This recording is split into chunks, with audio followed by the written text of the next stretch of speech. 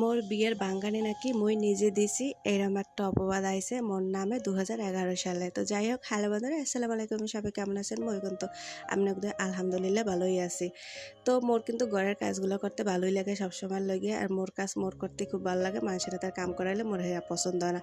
তো যাই হোক, যে মেন কথা 2011 সালে মোর লগে একটা সম্বন্ধ আইছিলে বিয়ার লাগিয়া। তো ওই সময় উনি মোরে জিগেলে পাত্রে জিগেছে যে আপনি কি লেখাপড়া করতে চান বিয়ের পর, নাকি খালি ঘর সংসারে সীমাবদ্ধ থাকতে চান রান্না বান্নার কাজে। তো এই সময় মুই কইলাম যে দেখেন, যত শিক্ষিতই হই না কেন, রান্না বান্না ঘর সংসার তো মাইয়েগুলো গিয়ে এটা তো মাইয়েগো মগো করতেই হইবে। তো উনি সেই সময় বুঝে নেছে মুই বলে হের লগে বিয়ে বইতে চাই না দেখে বাঙ্গানে দিছি। তো এনে আমরাই কন মুই যাই এমএ পাস করছি, এমএ পাস করে কি করতেছি কন, সেই তো ঘর ঝাড়ু দিয়ে মাইয়ে পোলা সামলাই রান্দি বাড়ি কাপড় কাছি পাতিলের দিই এই তো করতেছি কন। তাহলে এই কথার লগে কি মোর দুই হয়েছে, একই তো মিলে গেছে না আমরাই কন। তো যাই হোক, এরপরও হের লাগে মোর বয়সের অনেক ডিফারেন্স আসলে। তো এই যে সময় মুই যে সময় মেট্রিক পরীক্ষা দিই সেই সময় হে মাস্টার্স কমপ্লিট করে অলরেডি 8 বছর না 9 বছর হয় জব করতেছে। তাইলে তো হে মোর সুগার ড্যাডি হইতে।